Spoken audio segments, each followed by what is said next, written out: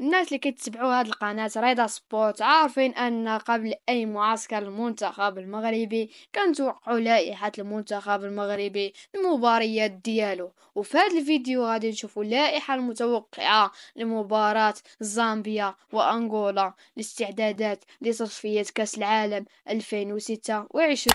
قبل ما نبداو ما تنساوش تفاعلوا معنا بواحد اللايك والاشتراك باش توصل بجميع اخبار عن المنتخب المغربي والكرة المغربية. نبداو بمركز حراسة المنتخب المغربي بالحارس الأول اللي هو ياسين بونو، الحارس الثاني اللي هو منير الكجوي، والحارس الثالث اللي هو مهدي بلعبيد.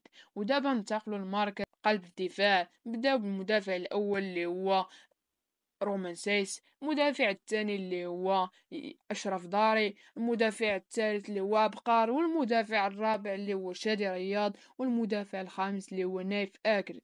ودابا نمشيو للأظهرة المنتخب المغربي: أشرف حكيمي، نصير مزراوي، يحيى عطية الله، ومحمد الشيبي. ودابا ننتقلوا لمركز وسط الميدان، ونبداو بأول لاعب اللي هو سفيان أمرابط، اللاعب الثاني اللي هو العزوزي، اللاعب الثالث اللي هو أمير ريتشارلسون، اللاعب الرابع اللي هو عز الدين أناحي، اللاعب الخامس اللي هو إبراهيم عبد القادر دياز، واللاعب السادس اللي هو السباعي، واللاعب السابع اللي هو بلال الخنوس. ودابا ننتقلوا لمركز الهجوم المنتخب المغربي باللاعب الأول اللي هو حكيم زياش، واللاعب الثاني اللي هو إلياس أخوماش، واللاعب الثالث اللي هو إلياس بن صغير، واللاعب الرابع اللي هو سفيان رحيمي. ودابا ننتقلوا لمركز هجوم منتخب المغربي أو الناف.